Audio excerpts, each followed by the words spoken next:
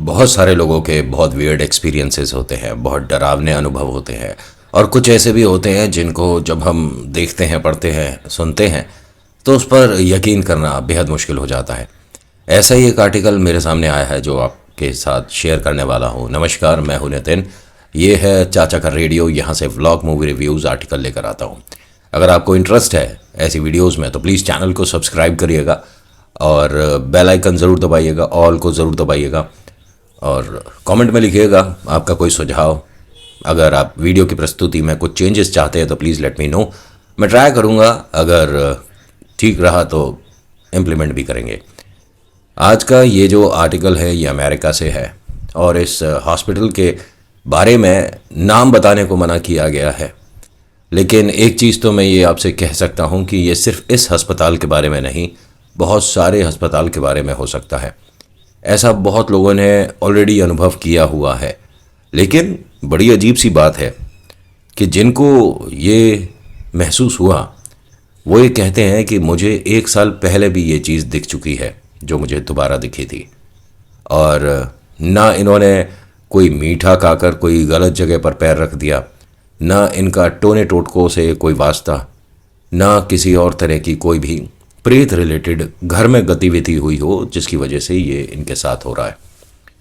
आपने भी सुना होगा स्लीप पैरालिसिस जो होता है, या इसे मैं कुछ अलग तरह से आपको समझाने की कोशिश करूं कि नींद में ऐसा लगता है कि हमारे ऊपर, शरीर पर इतना वज़न हो गया कि हमारा शरीर हिल नहीं पा रहा। ठीक है, उसमें दिक्कत क्या होती है कि कभी कभी हम इसे वहम मान लेते हैं कि ये हमारा वहम है, ऐसा जो हमारे साथ हो रहा है, और बहुत सारे लोग इसे भूत प्रेत की कोई गतिविधि मान लेते हैं। इसको ठीक करने के लिए बहुत सारे डॉक्टर, बहुत सारा साइंस है ऑलरेडी, लेकिन कभी कभी हम अपने दिमाग से नई चीज़ बना लेते हैं कि हमें किसी उतारा जो जानता हो उसके पास जाना चाहिए।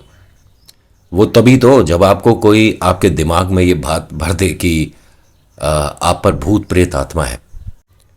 सामने वाले को आज की डेट में ये चीज़ें बतानी या उसे महसूस करा देनी ज़्यादा बड़ी बात नहीं है। अमेरिका में भी एक ऐसा ही हिसाब किताब हुआ था। इनका नाम सैम है। सैम अपने घर पे अकेले रहा करते थे।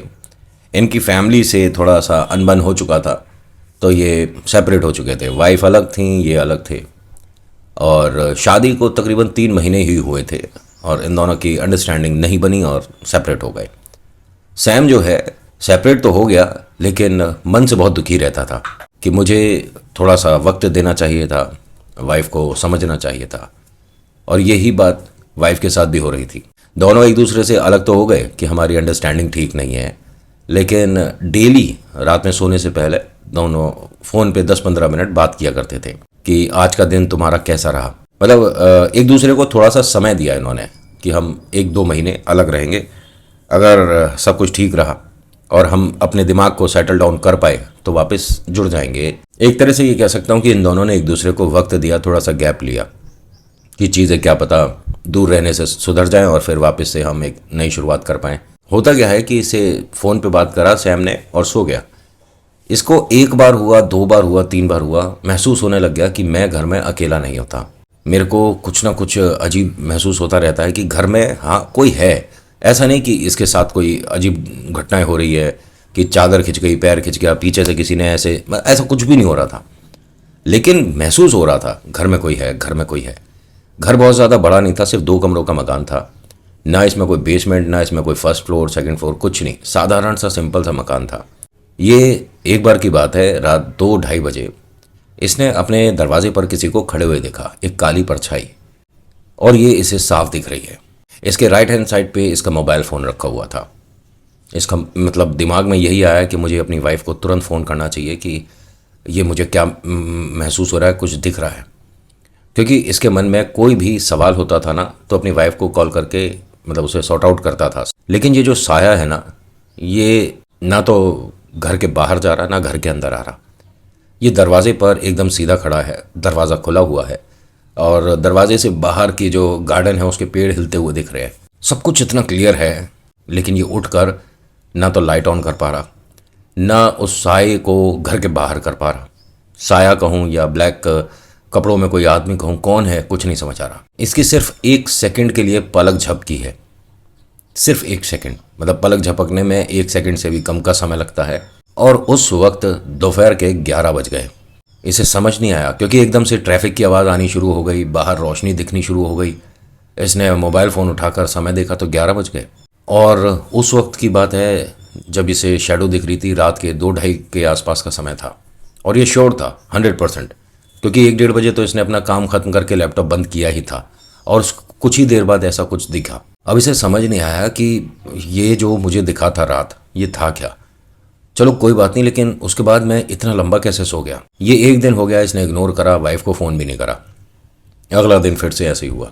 एक चीज़ मैं आपको बताऊं कि अगर घर आपका ऐसी जगह बना हुआ है जहां पर किसी को दफनाया गया था और आपने घर के अंदर उसे किसी भी माध्यम से याद किया, तो हाँ, 100 में से 80% कहा जाता है वो स्पिरिट वापस भी आ जाती हैं। और फिर वो दोनों ही रूप में हो सकती हैं। मतलब आपको ना परेशान करने वाली कि बस दिख रही है लेकिन परेशान नहीं कर रही, और दूसरा वाला तो आप जानते ही हो, वो इतना भयानक होता है कि समझ ही नहीं आता कि अब आगे होना क्या वाला है। अगला दिन फिर से ऐसे ही हुआ। इसे वही परछाई अपने कमरे पर खड़ी हुई दिख रही है। पलक झपकती है, दोपहर हो जाती है, समझ ही नहीं आ रहा। 2 दिन हो गए, 3 दिन हो गए, जब इसे 4-5 दिन ये महसूस करते हुए हो गए। 5वें दिन इसने लास्ट क्या महसूस करा था कि वो परछाई कमरे के अंदर आ गई। इसने अपनी वाइफ से कहा कि मुझे तुमसे मिलना है, बहुत ज़्यादा ज़रूरी है और मुझे समझ नहीं आ रहा कि क्या हो रहा है मेरे साथ। उसने पूछा, इसने सारी बातें बताई। इसने कहा देखो ऐसा है कि इसे स्लीप पैरालिसिस भी बोलते हैं, कि तुम्हारा शरीर मूव नहीं कर रहा ना। तो मेरा एक फ्रेंड है, उनकी सिस्टर एक अस्पताल में है, उनका ये टाइमिंग है, चलो मिलते हैं। उसने कहा हाँ ये भी हो सकता है। कह रहे ये भी नहीं हो सकता, सिर्फ ये ही है। कोई अपने दिमाग में ऐसा थॉट मत लाओ कि भूत प्रेत आत्मा घोस्ट, न कुछ नहीं होता। तो तुम चलोगी मेरे साथ? उसने कहा हाँ बिल्कुल चलूंगी, और तुम आज अपने ऑफिस का छुट्टी वगैरह ले लो, मैं भी ऑफिस से छुट्टी लेती हूँ और अस्पताल पे मिलते हैं। अब ये दोनों जिस अस्पताल में गए, ये इस सिटी का अच्छा चलता हुआ हॉस्पिटल था, मतलब जैसे नॉर्मल होते हैं वैसा अस्पताल था, जहाँ पर इनको वेट करना था उन डॉक्टर साहब के लिए। रिसेप्शन पे कोई नहीं, पूरा फ्लोर खाली। वो जो डॉक्टर साहब हैं, इसमें जैसे ऑपरेशन थिएटर में होता है ना कि डॉक्टर इन तो लाइट जल जाती है, तो इस वाले अस्पताल में भी कुछ ऐसा ही था कि अगर अंदर डॉक्टर अपना ओपीडी कर रहे हैं, यानी बैठे हैं मरीजों को आज देख रहे हैं, तो एक लाइट है वो ऑन रहती है। अब ये आई, इसने कहा कि आज कोई इस फ्लोर पर है नहीं, लेकिन डॉक्टर साहब तो आ गए, एक काम करते हैं हम दोनों वेट करते हैं। ये यहाँ पर 3 बजे आए थे दोपहर के, 7 बजे तक वो लाइट ऑन रही। अरे भाई क्या हो रहा है ये? 10-15 मिनट हो गया, 1 घंटा हो गया। जब इतना समय हो गया तो इन दोनों को बड़ी बेचैनी होने लगी कि हमें 4 घंटे हो गए यहाँ बैठे हुए, और 4 घंटे में ना जाने हम कितनी बार तो कैंटीन चले गए, कितनी बार हम अस्पताल में इधर उधर घूम लिए। ये डॉक्टर साहब का ओपीडी कुछ ज़्यादा ही लंबा नहीं चल गया। उन्होंने कहा वही मैं सोच रही हूँ, मैं क्या दरवाज़ा खोल कर देखूँ? भाई हमारे हिंदुस्तान में तो हम दरवाज़ा खोल कर देख लेते हैं, लेकिन वहाँ ऐसा नहीं है। अगर आप ऐसा करते हैं तो मतलब दूसरे की प्राइवेसी पर आपने गलत किया है, तो इसलिए वहाँ तो बिल्कुल पॉसिबल नहीं है। इन्होंने दरवाज़ा खोलते खोलते फिर अपने आप को बैठा लिया कि और 10-15 मिनट देख लेते हैं। यहाँ दोबारा से इसे वही परछाई दिखने लग गई। ये जो लड़का है, अस्पताल में जिस जगह ये लोग बैठे थे उसके सामने वाले दरवाजे पर एक काली परछाई आकर खड़ी हो गई। अब बड़ी अजीब बात यह है कि ये इनकी जो वाइफ है उसको भी दिख रही है। इसने जैसे ही कहा ना कि वहाँ देखो मेरे को वही परछाई दिख रही है, अब उसकी वाइफ ने भी देखा तो हाँ, अब ये जो परछाई है इतनी तेज़ी से, जैसे कहते हैं ना एक धुआं सा, इसी कमरे में गया जिसमें डॉक्टर साहब बैठते हैं। जैसे ही इन दोनों ने ये चीज़ देखी, ऊपर की लाइट बंद हो गई। ये दोनों अपनी सीट से खड़े हो गए कि ये क्या हुआ है। ये थर थर काँप रहे थे। तभी आवाज़ आती है कि थोड़ा आप साइड होकर बैठ जाइए प्लीज़। इन दोनों ने पलट कर देखा तो यहाँ तमाम भीड़ है, मतलब काफ़ी लोग हैं, काफ़ी पेशेंट हैं, रिसेप्शन पे भी है। आवाज़ें सुनाई देनी शुरू हो गई वापस, जो चहल पहल होती है अस्पताल में। और इन्होंने टाइम देखा, 3:30 बजे हैं। ये कितने बजे आए थे? 3 बजे। 4 घंटे इन्होंने इंतज़ार किया था, 7 बज गए थे, इन्होंने घड़ी में देखा था, अभी सिर्फ 3:30 हुए हैं। ये हम दोनों के साथ हुआ क्या है? ये टाइम आगे पीछे कैसे हुआ? ये लोग एकदम से कैसे आ गए? जब हम इस फ्लोर पर आए हैं तो कोई आवाज़ नहीं आ रही थी, रिसेप्शन पे भी कोई नहीं था, डॉक्टर साहब बस अंदर थे। ये सब क्या हुआ है? अब इसकी वाइफ ने कहा कि ये सारा कुछ तो आज मैंने भी महसूस करा है, तुम्हारे को ये कब से हो रहा था? उसने कहा पता नहीं, मुझे अब तो कुछ भी समझ नहीं आ रहा ये क्या था। डॉक्टर साहब अंदर हैं कि नहीं है? रिसेप्शन पे गए, उनसे पूछा, कह रहे हाँ डॉक्टर साहब अंदर ही हैं। अभी कोई सैम है, उनका नंबर है। हाँ सैम मैं ही हूँ, मैंने ही अपॉइंटमेंट लिया था। हाँ तो जाइए ना, आपका वेट हो रहा है। अब सैम अंदर आए, डॉक्टर साहब ने कुछ चीज़ें पूछी, इन्होंने जवाब दिया, हाँ हाँ ऐसा होता है, आप ये दवाई खाइए 1 हफ्ते, उसके बाद आपको सब कुछ नॉर्मल लगने लग जाएगा। स्ट्रेस थोड़ा सा कम लीजिए, थोड़ा सा खाना रात का जो है वो ज़्यादा मत खाया करिए, सैलड लीजिए, बहुत सारी चीज़ें अच्छी अच्छी और भी बता दी।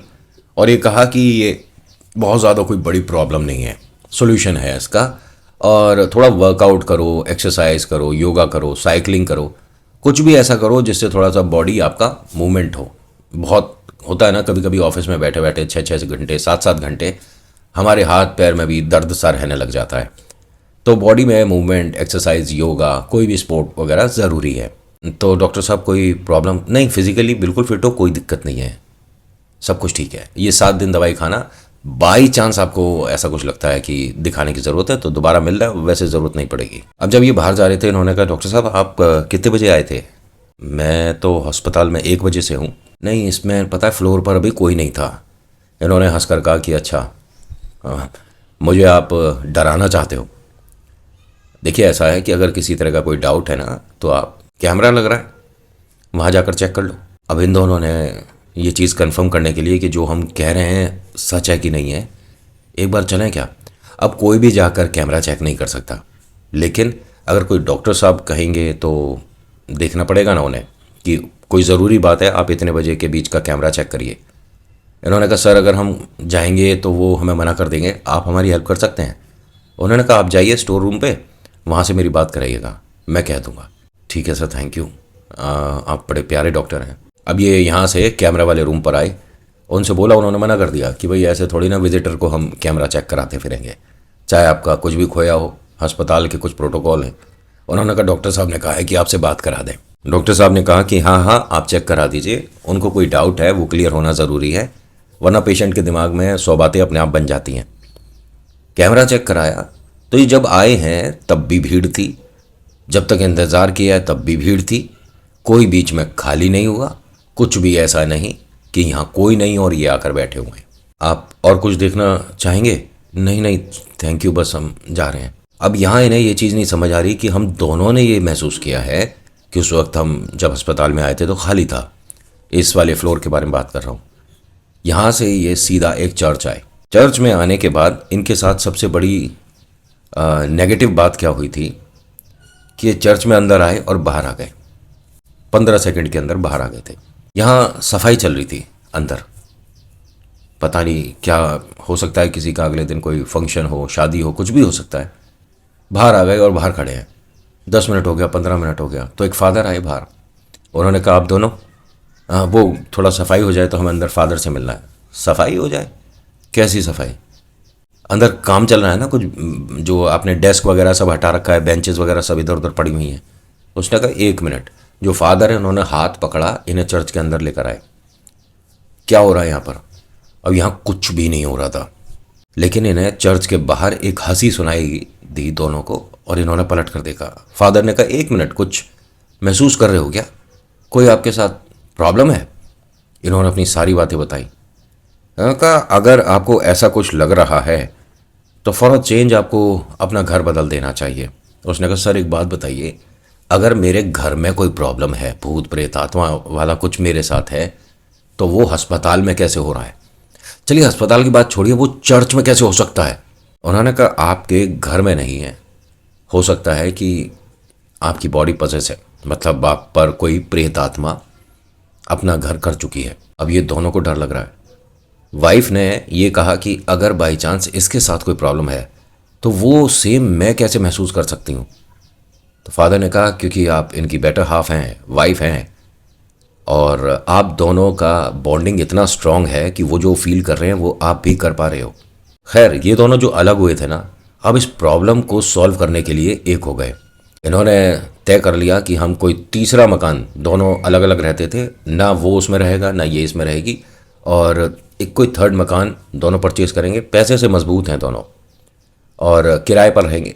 अगर वहाँ कुछ और महसूस हुआ तो फिर हाँ, आगे बात सोची जाएगी। पैरानॉर्मल रिसर्च जो करते हैं, भूत प्रेत आत्माओं पर जो अपना नॉलेज रखते हैं, उनसे मिलना पड़ेगा, उनसे बात करनी पड़ेगी। अब इन्होंने जो मकान लिया, 1 दिन हुआ, 2 दिन हुआ, 3 दिन हुआ, कोई इन्हें परछाई वगैरह कुछ भी नहीं दिख रहा था, किसी तरह का स्लीप पैरालिसिस नहीं हो रहा था, वो डॉक्टर साहब की दवाइयाँ भी नहीं खा रहे थे, सब कुछ नॉर्मल था। तो 4 दिन बाद दोनों ने ये सेलिब्रेट किया कि हम बिल्कुल ठीक हैं, खुश हैं। तो इन्होंने अपने बहुत सारे फ्रेंड्स को बुलाया था कि आप भी आइएगा। तकरीबन 15-16 लोगों का एक गेट टुगेदर था, पार्टी थी। अब उसके अंदर मतलब देखिए, अगर कोई आपका आसपास का आता है, जैसे आप कोई फंक्शन कर रहे हो, तो आपका कोई नेबर आ जाएगा, कोई पड़ोसी आएगा, तो उसे मना तो नहीं करोगे ना कि नहीं आप मत आइए। यहाँ बहुत सारे लोग आए, और बड़ी अजीब सी बात है कि सबके हाथ में उनका ड्रिंक और उनका फूड पहले से था। जब घर में आ रहे हैं तो उनके हाथ में, एक हाथ में मतलब गिलास है, एक हाथ में उनके कोई प्लेट है, उस पर कुछ स्नैक्स वगैरह हैं, और सब आपस में बात कर रहे हैं। एकदम घर में चहल पहल हो गई, सब कुछ बड़ा अच्छा। दोनों ने एक दूसरे से पूछा कि ये कौन है सब। अब पता नहीं, ये आसपास के लोग होंगे ना, नेबर्स हैं, अब मना तो कर नहीं सकते। इनका कोई भी मित्र यहाँ तक आया ही नहीं। ये जो तुमने मकान नंबर बताया था 136 या 137 एग्जाम्पल, ये हमें कहीं मिला ही नहीं। तुम दोनों को कॉल करते रहे, तुम दोनों का फ़ोन नहीं लगा। वो जो इनके साथ आए थे, इन्होंने आसपास के लोगों से कंफर्म किया कि कल आप हमारे फंक्शन में आए थे, पार्टी में आए थे, गेट टुगेदर जो करी थी वो कैसी लगी। उन्होंने कहा हम आपके आए नहीं थे। तब से ये रहस्य है कि ये सब था क्या। उसके बाद से, उस दिन के बाद से मतलब इसे कुछ ऐसा महसूस हुआ नहीं। लेकिन इनका ये कहना है कि समस्या जो बढ़ी वो अस्पताल के कॉरिडोर से बढ़ी थी। जब मेरे को वो हवा दिखी और वो इस डॉक्टर के रूम में गई थी, तो वो इसके माध्यम से होकर गई थी, मतलब इसमें से होके गई थी। आज के आर्टिकल में इतना ही। कैसा लगा बताना ज़रूर।